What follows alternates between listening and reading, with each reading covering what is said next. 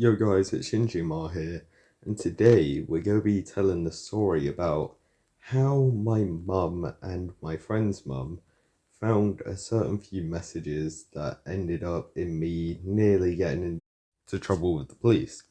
Anyway, so this video starts quite a while ago now. Must have been just over a year. Most of my stories are just over a year ago. It's mainly because that's when I quit YouTube. Anyway, my mate Jim, this is from my last video. So we had a running joke where whenever we go out, we just message the other person saying we had something like, so YouTube doesn't hate me. We go call it no snow. The stuff you sniff. The stuff your Uncle Mike probably comes around at Christmas brings, and then the whole family goes off into the other room and come back really happy. Yeah, that kind of stuff. Anyway, so we had a running joke where we talk about this and say, hey bro, we're going out, I got some. I know it's a bit of a dumb joke, but in the end of the day, it was just a running joke with us. Until one day, I get a call from Jim. So I pick up my phone, I say, yo, what's up? And he's like, my mum wants to talk to your mum. And I'm like, huh, why? And he's like, the messages. And I was just like, oh, oh no. So I'm like, so he passes his phone to his mum, and I start saying, yeah, I'll get my mum now. And then I go to get my mum, she's asleep. So I come back to her phone and say, my mum's asleep at the moment. So I can give you her number if you want that, and then you can call her and leave her a message. And Jim's mum goes, yeah, that's fine, that's fine. And the worst part is, Jim's mum works with children in crisis. So that's probably not the best part, and my mum works for a hospital. So if that was to be forwarded to the police, that wouldn't look good, really, would it? Because if my mum works in a hospital, she's meant to be working for, like, government, and then Jim's mum does that, and then we're messaging about no snow.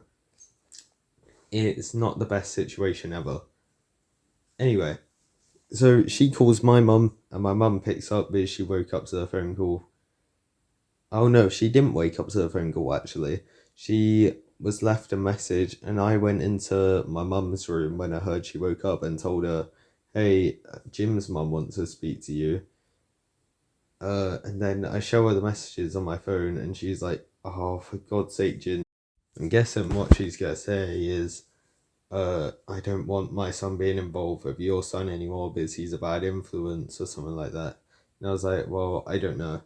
And then less than like 30 minutes later, my mum comes off the call with Jim's mum and says, yeah, Jim's mum's coming round.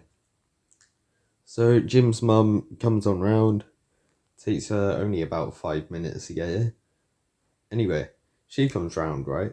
And she walks in, says hello and all that. And then I come down, have a chat with her, and we talk about the messages about the no-nos now. And we're on about how, yeah, I shouldn't be talking about that. And she thought I actually had it or had done it. And I was like, I'm 13. Come on. Well, that's what I was thinking in my head. Man, I'm 13. I wouldn't have done that. And then what happens after that is she starts being like, yeah, but you can't really be talking about that. If you are going to talk about stuff like that, do it in person, not over phone. Because obviously, if you talk about that in person, no one's really going to know. But if you leave it on your phone, it looks really bad. Like, she was saying, you can make jokes about that in person and all that, just not if you're doing it over the phone. Because that will look very bad and get people in trouble. And that, I'm honestly surprised, that's all that really unfolded from this part. Then my mum had a chat with me like, oh, come on, you can't be doing this. I'm not going to ground you or take your phone away. Just don't be doing this kind of stuff. And then I think 1 or 2 days pass, and I'm at school in tech class, design technology, in the food tech group. That's not very necessary. I just want to tell you where I was. Anyway, it's coming up the end of the day, we're doing cooking, and my house leader comes into the room and asks to see me. So I'll make this clear, houses in our school, there's 2,000 students and there's 500 people under 4 groups, and there's one person to like be the leader of what each group. It's basically like principals for different groups of the school. Anyway, now that's all cleared up, he walks in and he has to see me. And I'm like, do I need my bag? And he says, no, you don't need a bag. So I walk on out, we walk over to a canteen, cafeteria, where we sit down, and he pulls out his laptop. And quite obviously it's just pictures of the messages on Jim's phone that his mum sent in. Now he's chatting to me about this, like, what do you mean by got some snow? And I'm like, yeah, I'm sure you know what I meant by that. It was only a joke, but I'm sure you know what that means. And he was like, all like, no, I don't know what that means. I want you to explain it to me. And I was like, well, it's basically obviously what people, the white stuff that people sniff. And he was like, what's that? And I said, well, cocaine. And then he was like, so why would you be saying that? And I said, I don't know. It's just like a running joke between us. If you scroll back in the messages, there's probably multiple jokes about it. We just joke about it every now and then.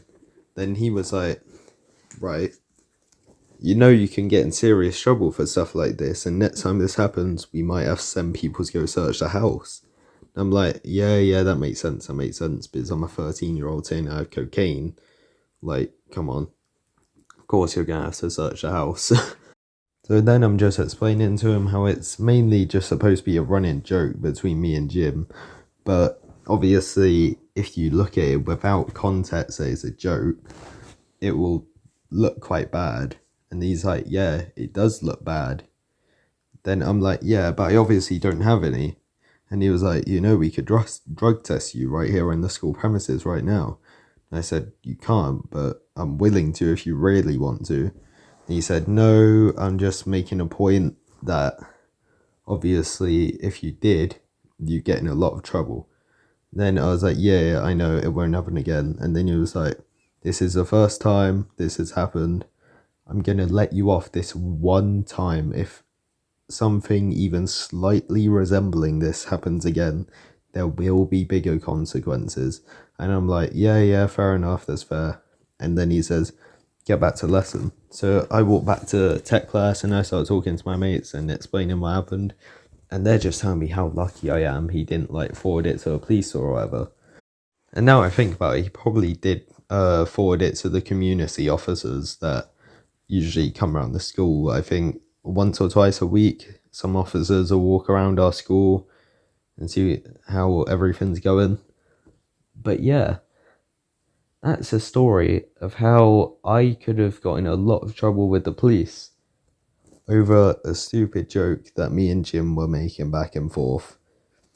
Either way, I got off quite lightly, like I have in most of the videos I've talked about. But yeah, that's the end of this video, guys. I hope you like it. I'll see you tomorrow. Thank you guys for 200 subscribers, by the way. I've been meaning to get here since, well, 3 years ago. But, oh well, we're here now. Anyway, thank you guys for 200 subscribers. I'll see you later. Peace out.